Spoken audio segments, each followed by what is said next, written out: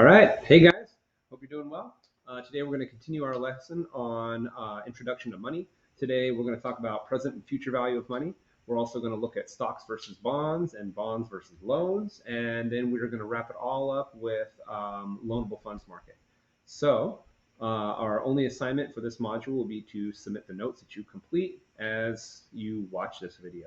Okay, there's no worksheet to go with this one today.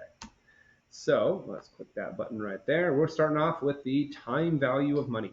So what is the time value of money? The time value of money is going to be broken up into two parts. First, the future value of money, and then the present value of money. First one, totally simple. It's just going to be compound interest, and that's our future value of money. Future value of money is when we want to take an amount of money we have today, we want to invest it for a certain number of years at a specific interest rate and find out what it's going to be worth. So if I want to find out how much will $100 be worth 5 years from now at 4% interest, that's our goal. I got $100, I want to invest that puppy for 5 years at 4%. How much will that be? So how do we calculate this out? We'll say that you can determine the future value of any amount of money if you know the interest rate and the number of years that you're going to invest it. The equation we're going to use is right here. So this is the amount of money we're going to invest times 1 plus our interest rate to the number of years. So if the interest rate is 10%, then the future value of $100 is 110. We didn't have, it's just 1 year, so just be to the first. So 100 times 1 plus 0.1 would give us 110. And that's what I solved out right there. Now, let's say, well, I don't care about 1 year, Mr. Owen. I can figure that out in my head. That's just 10% of $100. Right. So what about 5 years? So in 5 years, we would take the same equation. We'd say $100 times 1 plus our interest rate of 10% to the fifth. So 100 times 1 plus 10% to the fifth, which is $161.05. If you were to invest $100 today, you at 10% for 5 years, you're going to get $161.05 back in the future. Totally simple. It's just compound interest.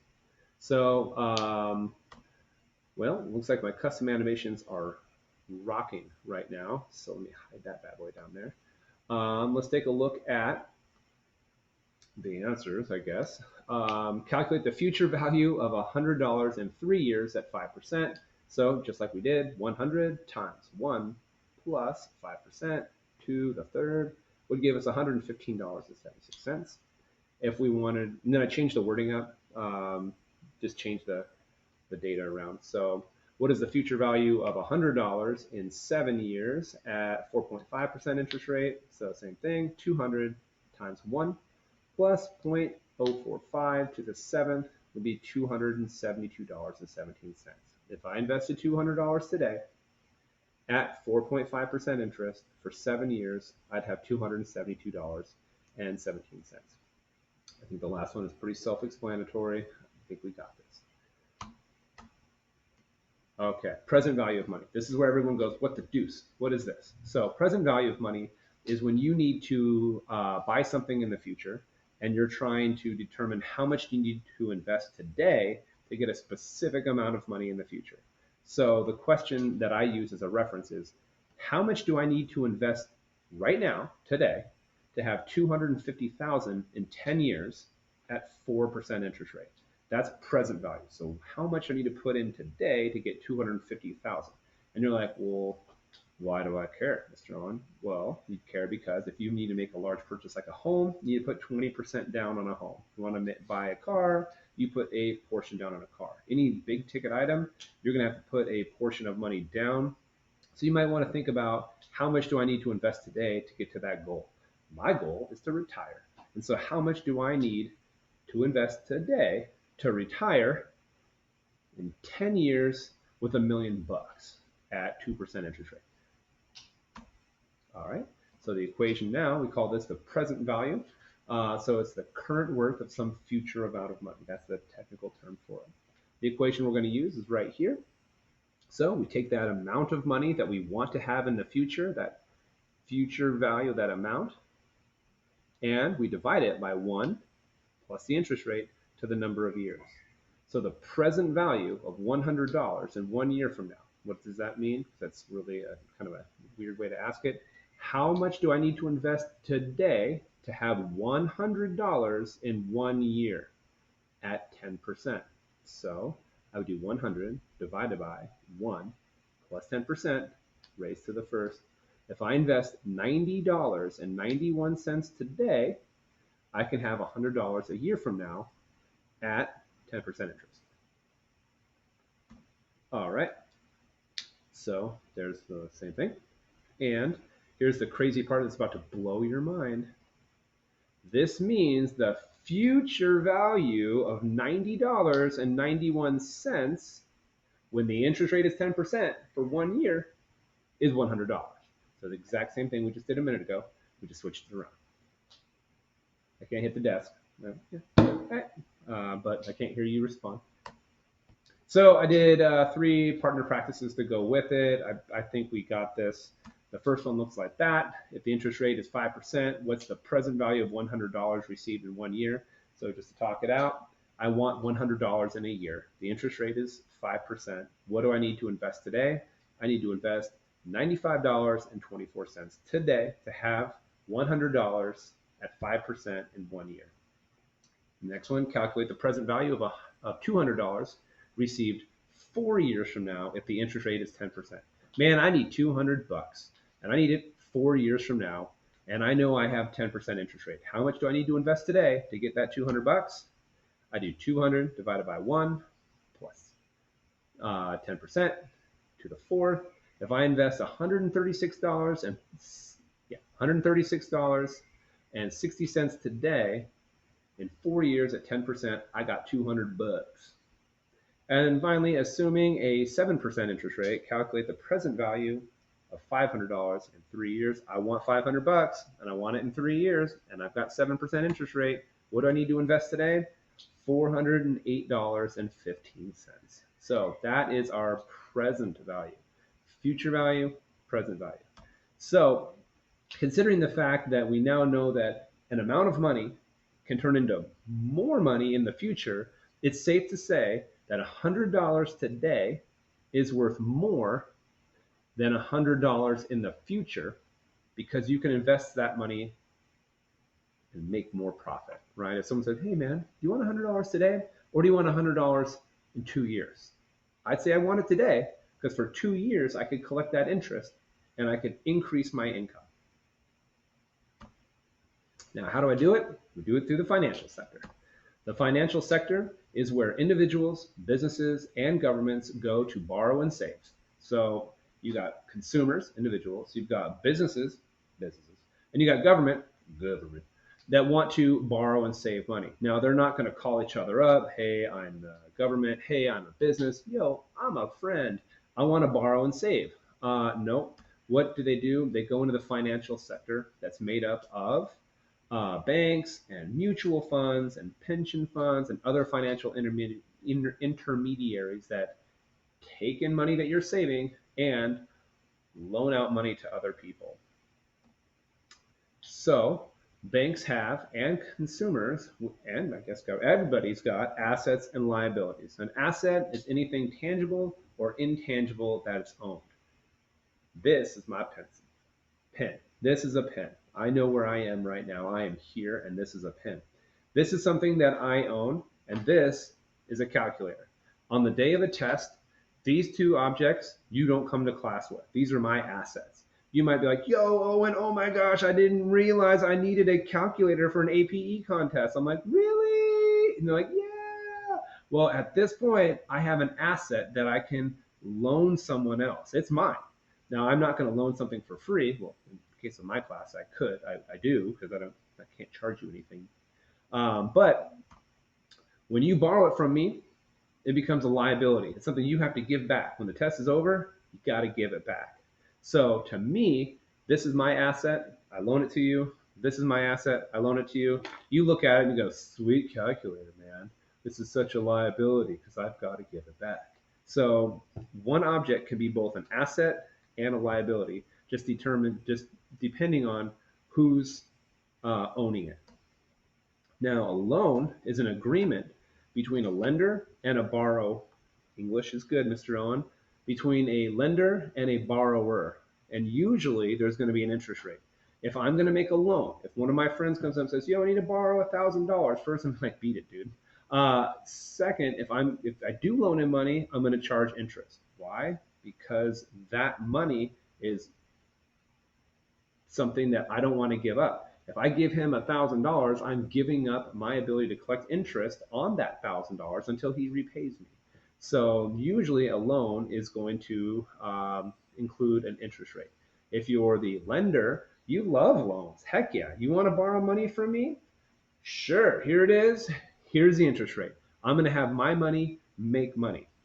But if you're the borrower, you don't like the interest rate because you have to pay back the amount that you borrowed as well as the interest rate. So interest rates can help some people and they hurt some people. So a loan is an asset to the lender and a liability to the borrower. When I walk into the bank, I am a customer. The bank has money. I will take out a loan from them. That loan is a liability to me because I've got to pay it back to the bank.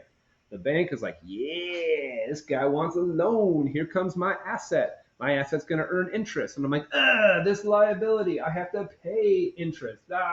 So it just depends on the point of view of where you are in the exchange. So the two types of financial assets that we cover, well, really only one, is going to be bonds. We need to know what a stock is just in case there's a question on what's the difference between a stock and a bond. We'll start off with bonds first. A bond is an IOU that represents a debt that the government or business must repay to a lender. So a bond has a maturity or lifespan to it. So let's go with this button right here, slide that, let's see if I can make this work. Yep, this is happening right here on the spot, live action. That. All right, so every bond has a term or maturity. So say, for example, I go in and I am, let's say this is World War I and the government is selling Liberty bonds that you probably did a DBQ on last year. That Liberty bond might have a maturity date. It is going to last for 10 years. The government needs to borrow money for 10 years. And they sell this bond for a principal amount, let's say $1,000, and they set a interest rate, 3%. So you got a $1,000 bond with a maturity date or a maturity of 10 years at 3%. Every year for 10 years, this bad boy is going to cough up $30 for you because every bond makes regular payment to the lenders. So this is a pretty cool asset. Why? Because it's the government. The government's very stable. It's a very safe place to put your money in a bond because the government is going to repay their debts. It's low reward, 3%, but that's because it's low risk. But it's a good way to invest your money. But you're not getting your $1,000 back until we hit that maturity date of 10 years. Move that guy. Let's bring this back a little bit. Click that button. But here's the downside is that a bondholder has no ownership of the company. So I own a bond. I'm not going to get any say in, let's say, if it's General Electric or any other company. I'm not going to get to make any. I'm not going to have any say on who's going to be the next CEO, CFO, etc. I'm also not going to get any profit that the company makes. I just get my regular payment of the interest that's owed to me. Stocks, on the other hand, they represent ownership of a corporation, and the stockholder is often entitled to a portion of the profit. So what does that mean? It means that when I buy stock in a company, that means I get to vote on who is going to be on the board, who's going to be the CEO, all that good stuff. So I have a say in the company. My say is determined by the number of stocks I own in that company. Also, if a company does well, you can be paid back what's called a dividend. It's a portion of the profit based on each stock's value. So if you have one stock, you get, if you get 10 stocks, you get, if you have 100 stocks, etc. until my voice is too deep and I can't make those sounds anymore. Most of us don't think about owning stocks for the dividend. We think about them in buying and selling and exchange in the stock market, where you buy it low, you sell it high. Most of us aren't looking at it from that point of view. So, what's the difference between a bond and a loan? Loans are specifically tailored to small businesses and individuals. So, I refer to a bond as a loan because, as we talked about up here, it's basically like a 10-year loan, right? So the government got a loan from you for 10 years for $1,000 with this interest rate. Just like any loan, there's going to be an interest rate and a time. When you buy a house, it's usually like a 30-year mortgage, etc. But what's the difference here? Well, if I want to go into a loan if I want to go in as a consumer to take out a loan, I'm gonna have to take a day off of work. I'm not coming into school that day. I'm gonna put on a suit, which I gotta put on a tie. I'm not earning any profit or making any income while I'm in the bank asking for that loan. And while I go into that loan, I'm going to have to describe my business plan. I'm going to say, all right, Bank of America, I've got a plan. You ready for this one? I'm going to own a bike and bagel store. And they're going to be like, what? Why has no one ever thought of that? I'm like, right? I'm going to fix bikes and sell bagels. You eat bagels while your bike is being worked on. That's my business plan. I'd have to explain how I plan to generate profit, and so, or what my profit margin might be. Thank you very much. You want to make a cameo? Oh, okay, fair enough. I'd have to explain what I think my profit is going to be. I'm going to have to explain my ability to repay, and then they're going to run my credit. Uh-oh. What's your credit, Mr. Owen? Like, oh yeah, so yeah, maybe I foreclosed on that house. I've got 3 bankruptcies, whatever. They're like, yeah, I don't know about you. And then I'm gonna have to go to another bank. Or maybe my credit was good. And they're like, okay, cool. We'll give you $200,000 to open your bike and bagel store. I'm like, yes, it is gonna happen. Bikes and bagels will exist. And the design would actually be like this. I'm gonna do like no, let's start with the frame. So maybe something like this. Like that, and a little bit of like that, and a little something like that, and right there with the seat, and then we'll handlebar like that. But then I turn the wheels into bagels. Oh yeah. And the guy riding it would have a coffee in his hand, and everybody would be happy. I can't draw people. This place. Um, Now, here's the thing. If I needed $200,000, no problem. I can go into Bank of America and handle that, or I can go into First Republic, or I can go into U.S. Bank. I can go to any bank and handle that.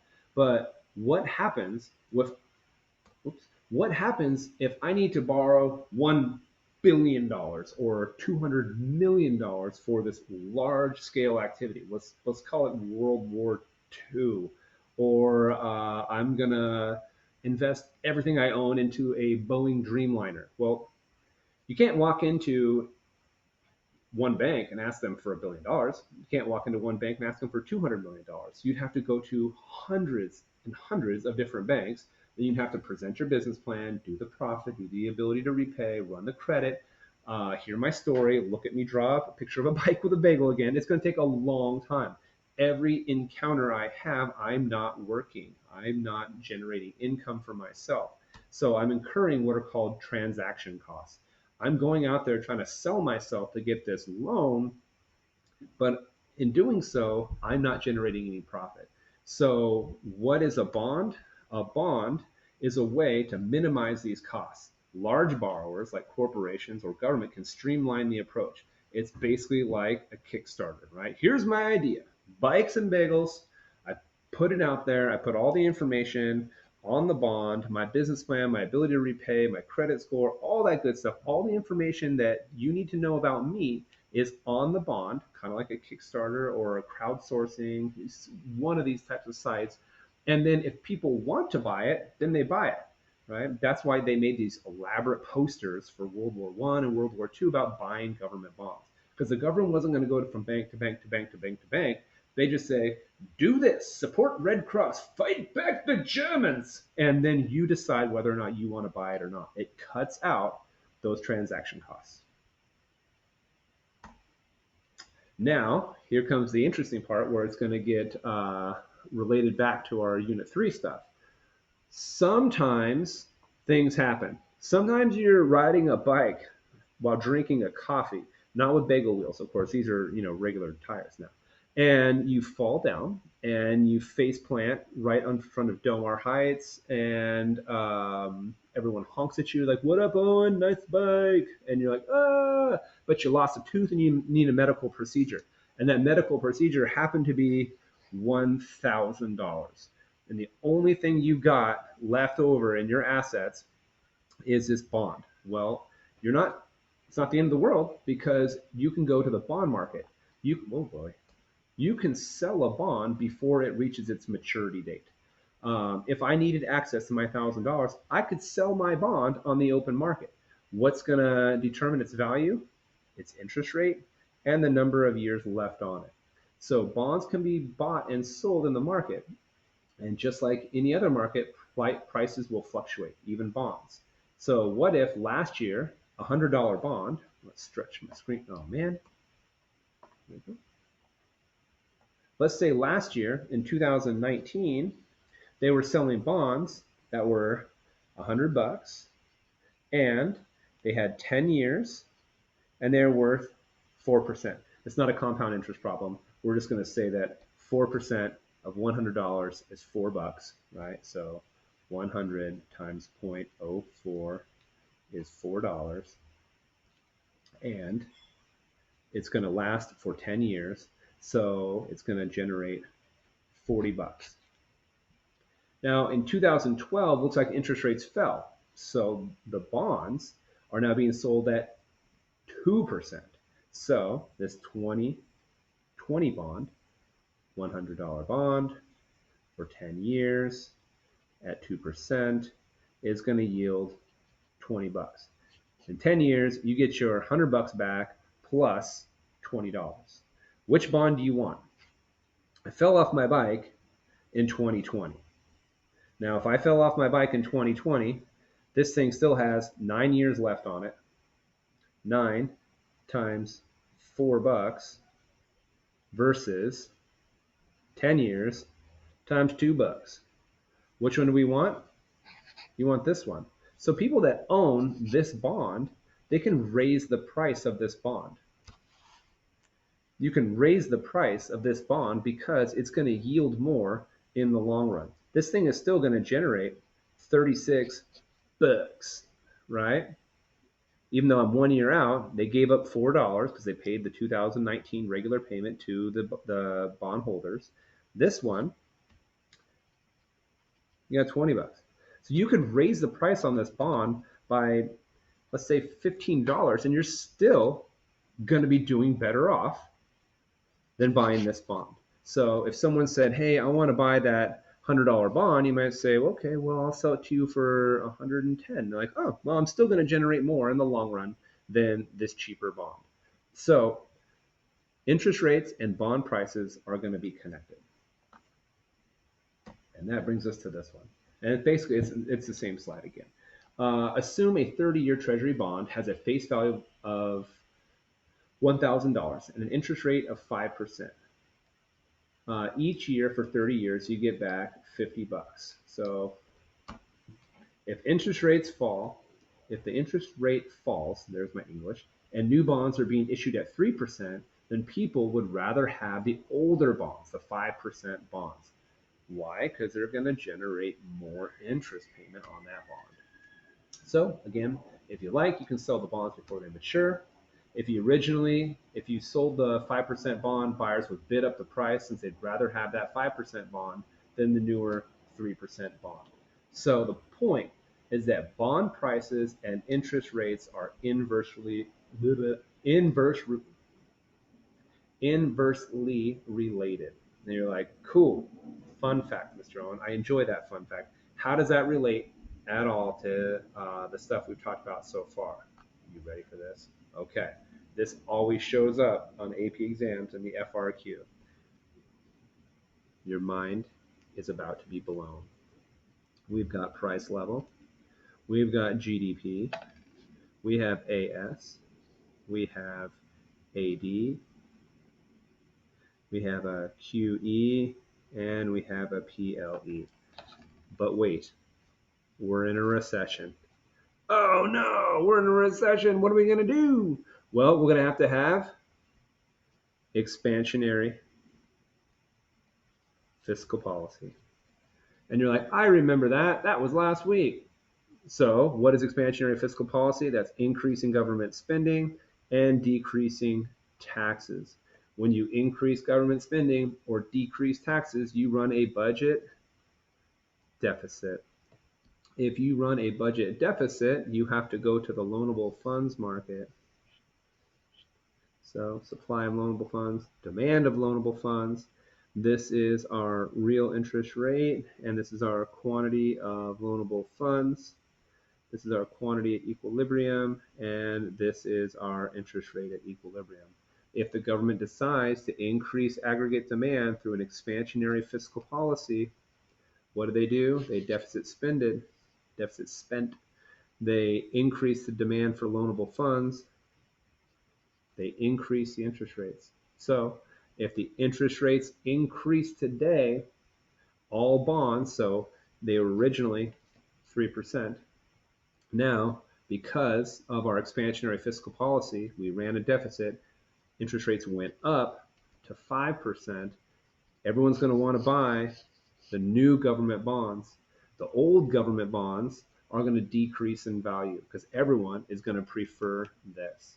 So, bond prices for previously issued bonds and interest rates are inversely related. If interest rates go up and you have an old bond, no one's going to want it. You're going to have to drop the price to get people to buy it. If interest rates go down and you have a bond that's worth 10% and now they're selling it for 2%, everyone's going to want that 10%. There's my hand. Everyone's going to want that 10%. No one's going to want that 2%.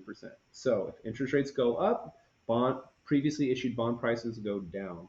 If interest rates go down, previously issued bond prices go up. This is key to FRQs. They'll always have a what's going to happen to bond prices. And the last slide we're going to go with, and I don't think I need this anymore. Let's move that guy over there. All right. So since we decided that keeping our wealth and financial assets is better than money, let's think about it. If we decided to save our money, is that going to have an effect on our loanable funds market? Oh, heck yeah, it will. So anytime we save money, our savings is going to be investment spending for someone else because banks don't make money. They don't grow it. They don't have a tree. They don't just generate money out of clear blue sky. When you go in to take out that loan for like some bagels, you are using someone else's money. So when I go into Bank of America and say, I want to buy a house, and they're like, well, I've got some money for you for a loan. They're giving me someone else's money out of their savings account. So whenever you save money, you're increasing investment spending for someone else. And how does that work? All right, if I decide that, so I'm going to focus now on the S, the supply of loanable funds. Unit 3, it was all about D, demand for loanable funds, because we were talking about our deficits and our fiscal policy. And now we're talking about the introduction to money and all that stuff. So supply of loanable funds. If people invest or they put their money in a bank, they have increased the supply of loanable funds. When you increase the supply of loanable funds, you're going to decrease the interest rate. Because if we tried to keep interest rates really high, when there's a whole bunch of loanable funds out there, banks would have a surplus. Right here, this would be our surplus line. So to get rid of those loanable funds, banks would have to drop those interest rates to hit our new equilibrium. So whenever you put money in the bank, you're increasing the supply of loanable funds. So you're thinking, well, Mr. Owen, I would like to know more about this. Well, we've already talked about the demand shifters of the loanable funds. Particularly the ones we care about are just those two right there, budget deficit and surplus. But supply of loanable funds can also be shifted. Changes in the private sector saving behavior. So as a consumer, if I decide to start saving money, which Americans have a very hard time doing, if I increase my savings, I'm going to shift the loanable funds market supply to the right. If our economy or the consumers in our economy decide that we save less money, America, we would shift our supply to the left. If there's changes in public savings, if the government decides to save more, if the government decides to save more money, less supply of loanable funds. If the government saves more money, more supply of loanable funds. And if foreigners invest in us, so say, for example, people in Japan or China decide to invest in the United States, they put money in our banks, that's going to increase the supply of loanable funds. We're not going to have to worry about that one. These are the ones we're going to care about. So shifters of the supply of loanable funds. That is going to do it for the day. It was a little longer than I anticipated, but I appreciate your attention. I'm hoping for 40 views on this one. Go team. And you guys, I will be talking to you next week. We've got 2 more weeks of instruction to cover up the rest of our content for that AP exam. And then we are going to take a dead week where I am not going to provide any new material, just review sessions. Probably not that many, because I don't know if you heard the screaming baby in the background, but I swear my wife's watching her. She's not, running wild like a chicken.